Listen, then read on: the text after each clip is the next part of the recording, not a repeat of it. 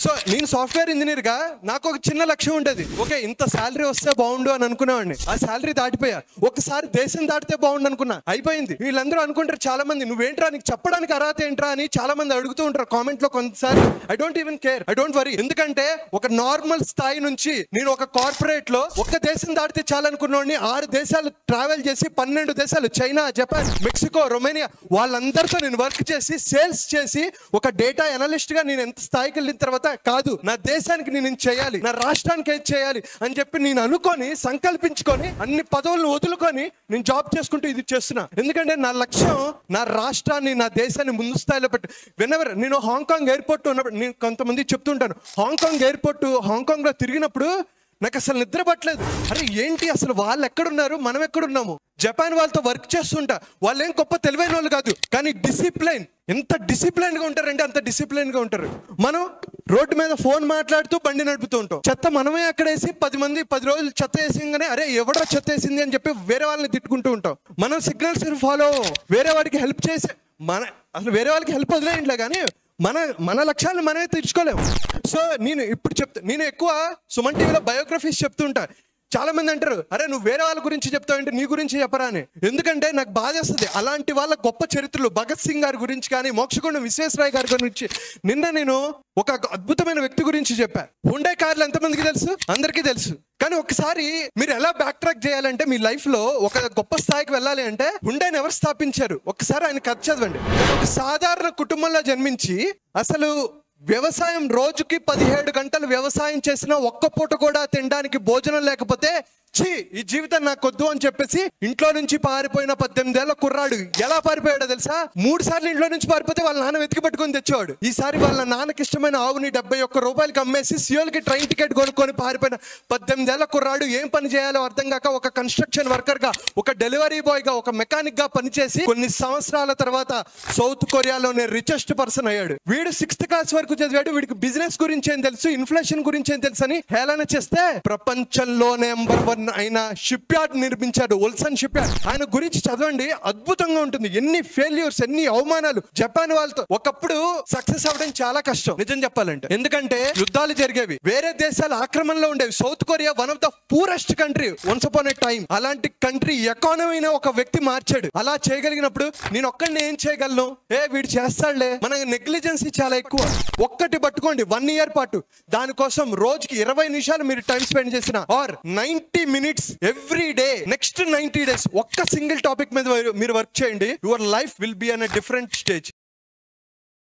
Sir చెప్పినట్లుగా ఒక అద్భుతమైన వ్యక్తిని పరిచయం చేయడానికి నాకు అవకాశం ఇచ్చినందుకు ముందుగా గురువు గారికి ధన్యవాదాలు తెలియజేస్తూ, ఈ sir data governance and data అసెస్మెంట్లో చాలా ప్రాజెక్టులు చేశారు. ఇండియాలోనే కాదు, ఆస్ట్రేలియా, యుఎస్, చైనా, రొమేనియా లాంటి దేశాలకు తన అద్భుతమైన ప్రాజెక్ట్స్తో, తన అద్భుతమైన ప్రతిభా కౌశలాలతో చాలా గొప్ప గొప్ప ప్రాజెక్టులు చేసిన సార్ ఈయన. అంతేకాదు లైఫ్ని ఎలా బెటర్గా మనం చేసుకోవచ్చు, ఈ ప్రపంచం ఒక అందమైన ప్రపంచంలా ఉండాలి అని కలలు కంటూ తాను ఆచరిస్తూ 10 మంది చేత ఆచరింపచేయడానికి ఇట్లాంటి వ్యక్తిత్వ వికాస శిక్షణా తరగతుల్లో మనలాంటి అనేక మందిని ఉద్దేశించి ప్రసంగిస్తూ, అంతేకాకుండా స్కూల్స్, కాలేజెస్లో ఉన్న విద్యార్థులందరినీ మోటివేట్ చేయడానికి వాటిని సందర్శిస్తూ అక్కడ ఉన్న వాళ్ళందరినీ కూడా ఇన్స్పైర్ చేస్తూ, మోటివేట్ చేస్తూ, ఈ ప్రపంచం అనేది ఒక వైరస్లా కాదు, ఒక మంచి ఫ్యాషనబుల్ వరల్డ్ అని చెప్పడానికి మన మధ్యకు వస్తున్నారు శ్రవణ్ వారణాసి. శ్రవణ్ వారణాసి గారిని అంజయ్ గారు, వెంకట్ గారు వారణాసి గారు సార్ ఇవ్వాలి సార్, పట్టుకొని రావాలి, వాళ్ళు తీసుకొని రావాలి. అదే ప్రాబ్లం. మీరు కూడా పెద్దవాళ్ళు అయిపోయారా? అప్పుడే గౌరవంగా తీసుకురావాలి. చూస్తూ కూర్చోరు అందరూ. బాస్ ఇదే మేము నేర్పించేది. చాలా స్ట్రిక్ట్గా ఉంటాను నేను. సార్ పెద్ద మనిషి చూడు, పెద్ద మనిషి కూర్చో అన్న, కూర్చో కాళ్ళు బాగానే ఉన్నాయి కదా. అరే ఒక పెద్ద మనిషి వచ్చాం. పెద్ద మనిషి అంటే మనకు వాళ్ళ టైం ఇచ్చి రావడమో ఇంపార్టెంట్ కదా బాస్. కూర్చోండి, ఇట్లా కూర్చోండి, కాలు మీద కాలు వేసుకో. అరే మినిమం గౌరవం బాస్, మినిమం గౌరవం. ఏమన్నా తిట్టినాను మిమ్మల్ని? అదే అంటున్నాను. Okay, oh to Shravan Varanasi.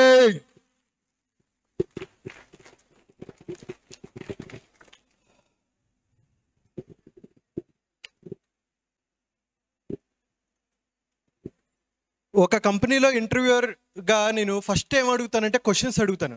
నాకు అదొక కొంచెం అలవాటు. సో తమ్ముడు,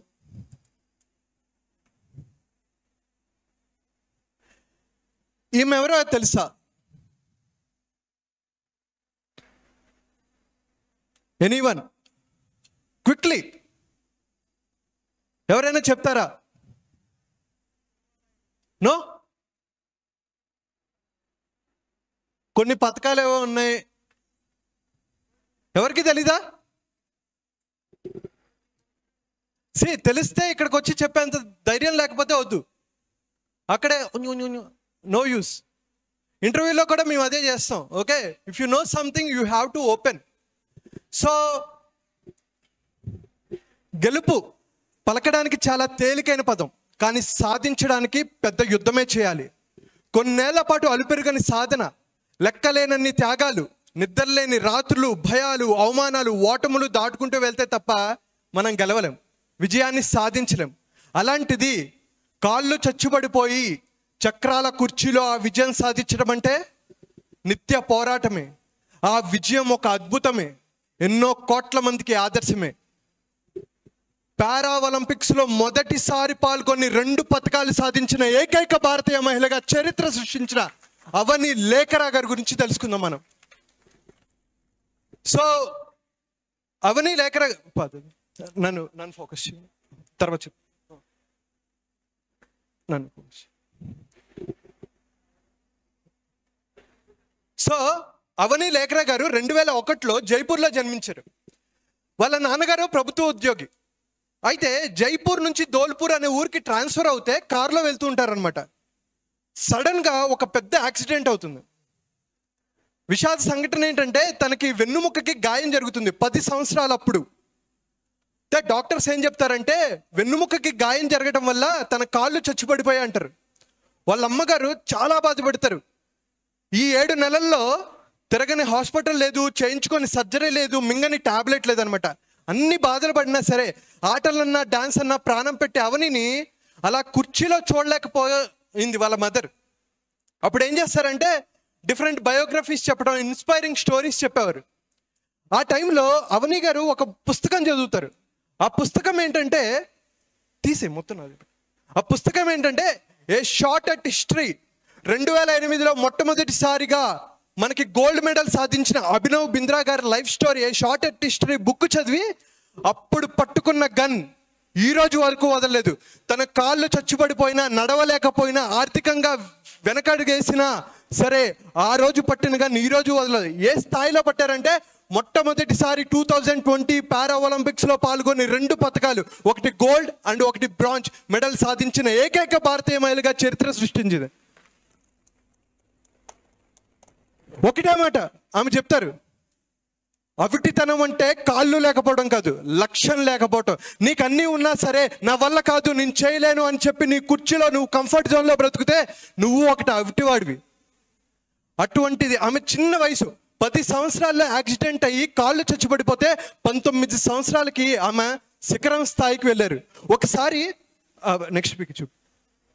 తను ఎలా అంటే తను ఏ రేంజ్లో ప్రాక్టీస్ చేసేదంటే ఆ గన్ను పట్టుకొని, డబ్బులు లేవు అయినా సరే ఏదో ఒక రకంగా గన్ను కొనుక్కొని ఆ పిస్టల్ కొనుక్కొని షూట్ చేస్తుంటే వెన్నుముక అదిరిపోయేది. అయినా సరే ఆమె 2021లో రాజీవ్ ఖేల్ రత్న అవార్డు అందుకున్నారు. 2022లో పద్మశ్రీ అందుకున్నారు. సో వీళ్ళందరి గురించి మనం తెలుసుకోము, ఎందుకంటే మన టైం, మన ఎనర్జీ మనం వేరే వాటి మీద పెడుతున్నాం కాబట్టి. I felt so sad we don't know about Avani Lekhara. ఎంతమందికి తెలుసు? ఎందుకంటే మన ఫోకస్, మనకే లక్ష్యం లేదు కదా. అంత చిన్నమ్మ 20 ఏళ్ళకి శిఖరం స్థాయికి వెళ్ళారు. Devendra Jhajharia first para Olympian to receive Padma Bhushan. ఎంతమందికి తెలుసు? మనం వాళ్ళ గురించి చదవం, ఎందుకంటే బిగ్ బాస్లు చూసుకోవడానికి టైం ఉంటుంది, లేకపోతే వేరే సినిమాలు చూసుకోవడానికి, ఫ్రిడ్జ్ టూర్లకి టైం ఉంటుంది. ఒక గొప్ప అసలు దేశం కోసం సేవ చేసిన వాళ్ళ గురించి మనం తెలుసుకోలేకపోతే మనం ఎంత వెనకడుగు వస్తున్నామో మనం ఆలోచించుకోవాలి. సరే, మనకి లక్ష్యాలు ఉన్నాయా? వెనెవర్ ఐ ఫీల్ సో, నేను సాఫ్ట్వేర్ ఇంజనీర్గా నాకు ఒక చిన్న లక్ష్యం ఉండేది. ఓకే ఇంత శాలరీ వస్తే బాగుండు అని అనుకునేవాడిని. ఆ శాలరీ దాటిపోయా. ఒకసారి దేశం దాటితే బాగుండు అనుకున్నా, అయిపోయింది. వీళ్ళందరూ అనుకుంటారు చాలా మంది, నువ్వేంట్రా, నీకు చెప్పడానికి అర్హత ఏంట్రా అని చాలా మంది అడుగుతూ ఉంటారు కామెంట్లో కొన్నిసార్లు. I don't even care, I don't worry. ఎందుకంటే ఒక నార్మల్ స్థాయి నుంచి నేను ఒక కార్పొరేట్లో ఒక్క దేశం దాటితే చాలనుకున్నోడిని 6 దేశాలు ట్రావెల్ చేసి 12 దేశాలు, చైనా, జపాన్, మెక్సికో, రొమేనియా, వాళ్ళందరితో నేను వర్క్ చేసి సేల్స్ చేసి ఒక డేటా అనలిస్ట్గా నేను ఎంత స్థాయికి వెళ్ళిన తర్వాత కాదు, నా దేశానికి నేను చేయాలి, నా రాష్ట్రానికి ఏది చేయాలి అని చెప్పి నేను అనుకొని సంకల్పించుకొని అన్ని పదవులను వదులుకొని నేను జాబ్ చేసుకుంటూ ఇది చేస్తున్నా. ఎందుకంటే నా లక్ష్యం నా రాష్ట్రాన్ని, నా దేశాన్ని ముందు స్థాయిలో పెట్టి. వెనెవర్ నేను హాంకాంగ్ ఎయిర్పోర్ట్ ఉన్నప్పుడు, నేను కొంతమంది చెప్తుంటాను, హాంకాంగ్లో తిరిగినప్పుడు నాకు అసలు నిద్ర పట్టలేదు. అరే ఏంటి అసలు వాళ్ళు ఎక్కడున్నారు, మనం ఎక్కడున్నాము. జపాన్ వాళ్ళతో వర్క్ చేస్తుంటా, వాళ్ళు ఏం గొప్ప తెలివైన వాళ్ళు కాదు, కానీ డిసిప్లైన్, ఎంత డిసిప్లైన్గా ఉంటారంటే అంత డిసిప్లైన్గా ఉంటారు. మనం రోడ్డు మీద ఫోన్ మాట్లాడుతూ బండి నడుపుతూ ఉంటాం. చెత్త మనమే అక్కడ వేసి 10 రోజులు చెత్త వేసింగానే అరే ఎవడరా చెత్త వేసింది అని చెప్పి వేరే వాళ్ళని తిట్టుకుంటూ ఉంటాం. మనం సిగ్నల్స్ ఫాలో అవ్వం. వేరే వాడికి హెల్ప్ చేసే అసలు వేరే వాళ్ళకి హెల్ప్ వదిలేయండిలే, కానీ మన లక్ష్యాలను మనమే తీర్చుకోలేము. సో నేను ఇప్పుడు నేను ఎక్కువ సుమన్ టీవీలో బయోగ్రఫీస్ చెప్తుంటా. చాలా మంది అంటారు, అరే నువ్వు వేరే వాళ్ళ గురించి చెప్తావంటే నీ గురించి చెప్పరా అని. ఎందుకంటే నాకు బాధ వస్తుంది. అలాంటి వాళ్ళ గొప్ప చరిత్రలు, భగత్ సింగ్ గారి గురించి కానీ, మోక్షగుండం విశ్వేశ్వరయ్య గారి గురించి. నిన్న నేను ఒక అద్భుతమైన వ్యక్తి గురించి చెప్పా. హుండై కార్లు ఎంతమందికి తెలుసు? అందరికీ తెలుసు. కానీ ఒకసారి మీరు ఎలా బ్యాక్ ట్రాక్ చేయాలంటే మీ లైఫ్లో ఒక గొప్ప స్థాయికి వెళ్ళాలి అంటే హుండైని ఎవరు స్థాపించారు ఒక్కసారి ఆయన కథ చదవండి. తను ఒక సాధారణ కుటుంబంలో జన్మించి అసలు వ్యవసాయం, రోజుకి 17 గంటలు వ్యవసాయం చేసినా ఒక్క పూట కూడా తినడానికి భోజనం లేకపోతే ఈ జీవితం నాకు వద్దు అని చెప్పేసి ఇంట్లో నుంచి పారిపోయిన 18 ఏళ్ల కుర్రాడు ఎలా పారిపోయాడో తెలుసా?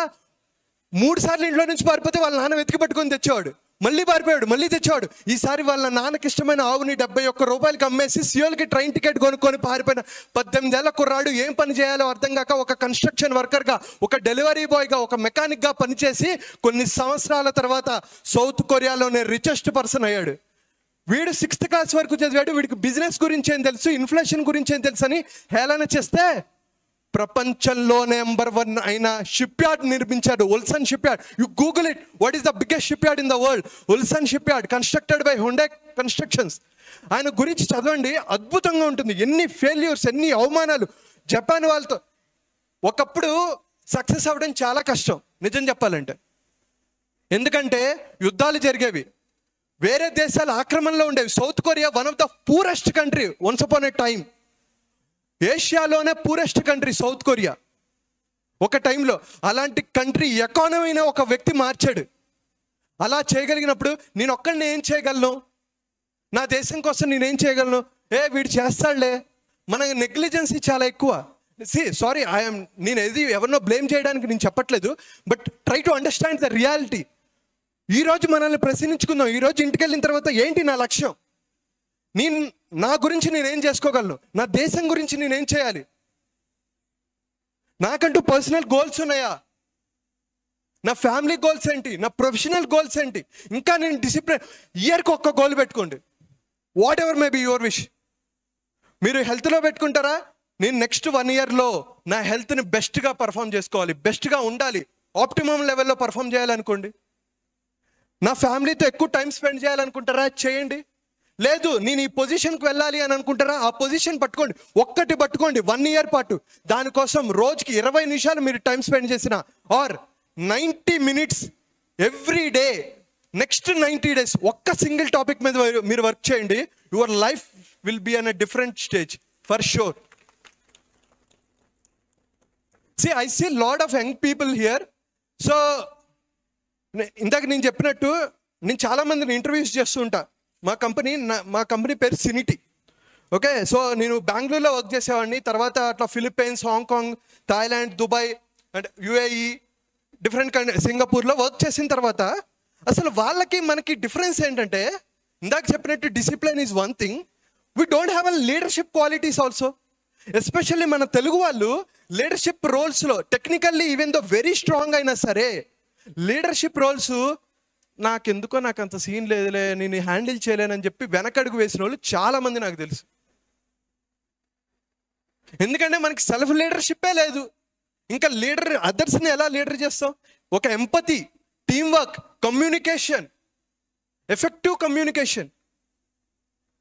ఒక్క స్కిల్, ఇందాక చెప్పినట్టు ఒక్క స్కిల్ ఏదనుకుంటారు? ఒక 1 year పాటు మీరు కమ్యూనికేషన్ మీద ఫోకస్ చేస్తారా? కమ్యూనికేషన్ మీద ఫోకస్ చేయండి. లేదు, నా personality, body language, how I executive presence build up చేసుకోండి. అది అందరికీ వర్తిస్తుందండి. ఎవరైనా సరే, ఒక బిజినెస్ ఓనర్ అయినా సరే, ఎవరిని చేయండి. Swami Vivekananda, Abdul Kalam, Abraham Lincoln, Mother Teresa, Nelson Mandela, Martin Luther King, వాళ్ళందరూ ఫెయిల్యూర్స్ అయిన వాళ్ళే కదా.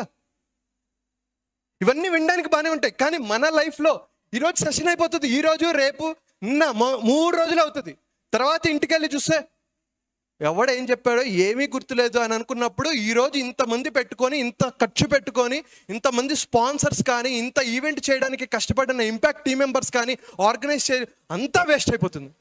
ఒక్క 100 లీడర్స్ ఇక్కడ నుంచి ఈరోజు కనుక బిల్డ్ అవ్వగలిగి దేశాన్ని చరిత్ర మార్చగలిగితే, మనం దేశం గొప్పది కాదు, దాన్ని మనం రియాలిటీగా మనం ఇంప్లిమెంట్ చేయించగలిగి, చిన్నవి మనం రోజు రోడ్డు క్రాస్ చేసేది కానీ, బండి నడిపేది కానీ, ఏది చిన్నవైనా మీరు ఇంప్లిమెంట్ చేసుకొని చేయగలిగితే మనం దేశం ఖచ్చితంగా ఉన్నత స్థాయికి వెళ్తుంది. నా లక్ష్యం అది. మీ లక్ష్యం ఏంటో ఈరోజు మీరు తెలుసుకొని చూడండి. అయితే ఈ ప్రాసెస్లో చాలా అవమానాలు వస్తాయి. యాజ్ అ స్పీకర్గా నేను జాబ్ చేసుకుంటున్నప్పుడు నేను వెళ్ళి అడిగేవాడిని అనమాట. ఒక స్కూల్కి వెళ్ళి, కాలేజ్కి వెళ్ళి, సార్ నాకు ఒక్క అరగంట అవకాశం ఇవ్వండి, నా యూత్ సూసైడ్ చేసుకుంటే నాకు నిద్ర పట్టదు. నేను ఎప్పుడైనా సూసైడ్ కేసు చూసినా, నాకు ఏదైనా జరిగినా, ఒక అన్యాయం జరిగితే నాకు నిద్ర పట్టదు ఆ రోజు. నేను ఎంత కార్పొరేట్లో ఏదన్నా మంచి పొజిషన్ ఉన్నా సరే, నాకు 18th ఆఫర్ కూడా ఉంది, Abu Dhabi, I could travel. But నాకు అది కాదు, నేను చేయాలి, ఇక్కడ నా యూత్కి ఏదో ఒకటి చేయాలి, వాళ్ళకి ఏదో ఒకటి గైడెన్స్ ఇవ్వాలి, సపోర్ట్ ఇవ్వాలి అనే కోరిక నాది. నేను ఒక్క 100 మంది చచ్చిపోయేలోపు నా కోరిక ఏంటో తెలుసా? అబ్దుల్ కలాం గారు చనిపోతారు చూసారా, అలా స్పీచ్ ఇచ్చి, ఒక అద్భుతమైన స్పీచ్ ఇచ్చి, ఒక కొన్ని వేల ముందు నేను చచ్చిపోయినా నాకు హ్యాపీ. కొంతమందిని ఇన్స్పైర్ చేసి చచ్చిపోతే నాకన్నా అదృష్టవంతుడు లేడని నేను ఫీల్ అవుతూ ఉంటా. అలాగా నీ లైఫ్లో నువ్వు ఎంతమందిని ఇంపాక్ట్ చేయగలవు, ఎంతమందిని ఇన్ఫ్లుయెన్స్ చేయగలవు, వాళ్ళ లైఫ్లో వాల్యూస్ని యాడ్ చేయగలవు. మనలోనే మనకి నెగిటివ్ థాట్స్, నెగిటివ్ వర్డ్స్, గుర్తుపెట్టుకోండి, మన శరీరంలో నుంచి వచ్చే ప్రతిదీ దుర్గంధమే. మన చెమట, మన ఉమ్ము, మన బ్లడ్ కట్ చేస్తే బ్లడ్, మన మలమూత్ర విసర్జన అన్నీ వాసనే, దుర్గంధమే. కానీ మనలో నుంచి వచ్చే ఒకరిని ఇన్స్పైర్ చేయగలిగేది మన మాట, దాన్ని కూడా నాశనం చేయదు. మనం మాట్లాడితే వేరే వాళ్ళని అప్లిఫ్ట్ చేసేటట్టే ఉండాలి తప్ప ఎప్పుడు తగ్గించేటట్టు అస్సలు మాట్లాడదు. ఎందుకంటే మనం ఎప్పుడు పక్కింటి ఆంటీ ఇలా అడిగింది, రిజల్ట్ రాగానే అలా అడిగింది అని చెప్పి వాళ్ళని బ్లేమ్ చేస్తున్నాం. కానీ అలా మనం సక్రమంగా ఉన్నావా? ఎవరో అబ్బాయి సరిగ్గా చదువుకోలేకపోతూ ఉండొచ్చు, వాళ్ళకి మనం పర్లేదు నాన్న, ఏం కాదు, నువ్వు చక్కగా చదువుతావు అని చెప్పి మనం పాజిటివ్గా సజెషన్స్ ఇస్తున్నామా? ఒక అమ్మాయి సరిగ్గా కోపం అవ్వలేకపోవచ్చు, లేకపోతే ఫ్రెండ్స్ లేక డిప్రెషన్లోకి వెళ్ళిపోవచ్చు, వాళ్ళకి మనం సపోర్ట్ చేస్తున్నామా? మన లక్ష్యం ఏంటి? మనం ఓకే, మనకంటూ పర్సనల్ లక్ష్యాలు ఉంటాయి, మనం గ్రో అవ్వాలి, కెరియర్లో గ్రో అవ్వాలి. కానీ ఎప్పుడైతే మీరు వేరే వాళ్ళ లైఫ్లో ఇంపాక్ట్ క్రియేట్ చేసి వాళ్ళకి వాల్యూ క్రియేట్ చేస్తారో మీ వాల్యూ పెరుగుతుంది. సో నేను ఎప్పుడు బ్యాక్ వస్తే నేను కాలేజీకి వెళ్ళేవాడిని. కాలేజీకి వెళ్ళి, సార్ ఒక్క 1/2 hour నాకు అవకాశం ఇవ్వండి సార్ అంటే, నువ్వు 1/2 hour మాట్లాడితే వాళ్ళ లైఫ్ మారిపోవడానికి నువ్వేమైనా స్వామి వివేకానంద లేకపోతే గౌతమ్ బుద్ధ అని చెప్పి ఎంతమంది నన్ను అన్నారో నాకు తెలుసు. ఎన్నో అవమానాలు. ఆ రోజు కనుక నా ఫ్రెండ్స్ కూడా అనేవారు, అరే 6 అంకెల జీతం వస్తే ఎందుకన్నా నువ్వు ఇంత కష్టపడుతున్నావు, ఇంత చేస్తున్నావు అని అడిగితే ఒకటే మాట అనుకునేవాడిని అనమాట, కాదు నా దేశ యువత కోసం నేను చెయ్యాలి.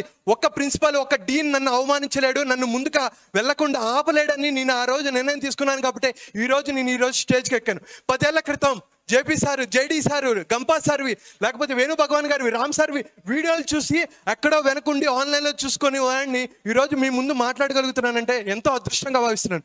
అండ్ లాస్ట్ ఎవరైతే లైఫ్లో కుంగిపోతున్నాను అనుకుంటున్నారో, నేను ముందుకు వెళ్ళలేను అనుకుంటున్నారో, ఎప్పుడు నేను చెప్పేది, ఇందాక ఎవరో కూడా అడుగుతున్నారు, సార్ శ్రీశ్రీ చెప్పండి సార్ అంటే, నేను చాలాసార్లు చెప్పాను, సార్ మీరు చెప్పండి అంటారు. కుదిరితే పరిగెత్తు, లేకపోతే నడువు, అది చేత కాకపోతే పాకుతూ పో, అంతేకాని అలా కదలకుండా ఉండిపోకు. ఉద్యోగం రాలేదని, వ్యాపారం దెబ్బతినిందని, స్నేహితుడు ఒకరు మోసం చేశాడని, ప్రేమించిన వాళ్ళు వెళ్ళిపోయారని అలాగే ఉండిపోతే ఎలా? దేహానికి తప్ప దాహానికి పనికిరాని ఆ సముద్రపు కెరటాలే ఎగిసి ఎగిసి పడుతుంటే తలుచుకుంటే నీ తలరాతి ఇంతే అన్న వాళ్ళు కూడా నీ ముందు తల తుంచుకునేలా చేయగలిగే సత్తా అనేది. అలాంటిది ఇప్పుడు వచ్చిన ఈ కాస్త కష్టానికే తలంచేస్తే ఎలా? సృష్టిలో చలనం ఉన్నది ఏది ఆగిపోవడానికి వీలేదు. పారే నది, వీచే గాలి, ఉదయించే సూర్యుడు, అనుకున్నది సాధించాలని కసికసిగా ప్రవహిస్తుందే, నీలో నెత్తురు సహా ఏది ఆగిపోవడానికి వీలేదు. లే, బయలుదేరు, నీ మానసిక బాధల సంకెళ్ళను తెంచుకో, పడ్డ చోట నుంచే పరుగు మొదలుపెట్టు.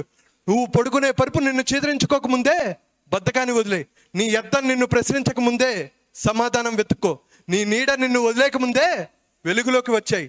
మళ్ళీ చెప్తున్నా, కన్నీళ్లు కారిస్తే కాదు, చెమట చుక్క చిందిస్తేనే చరిత్ర రాయగలమని గుర్తు చేసుకో.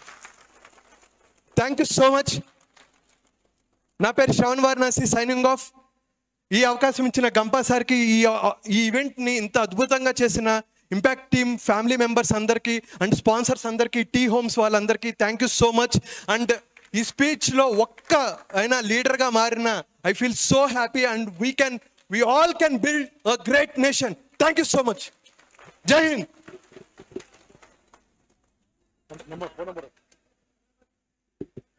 నా ఫోన్ నంబర్ లీడర్స్కే 8297 11 6264. Thank you so much.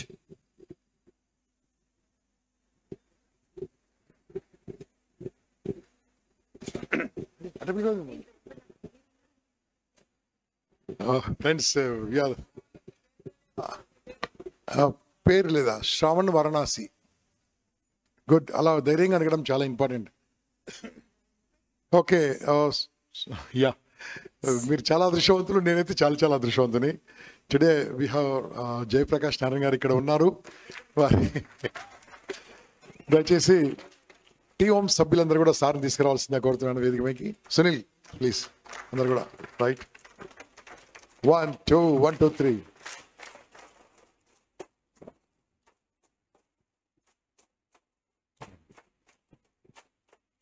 Thank you sir. Thank you very much sir. Sir, Shravan గారికి మీరు సార్ ఏంటి సార్, ఈ అప్కమింగ్ బడింగ్ స్పీకర్, ఈ నీడ్స్ యువర్ మోటివేషన్. అమ్మా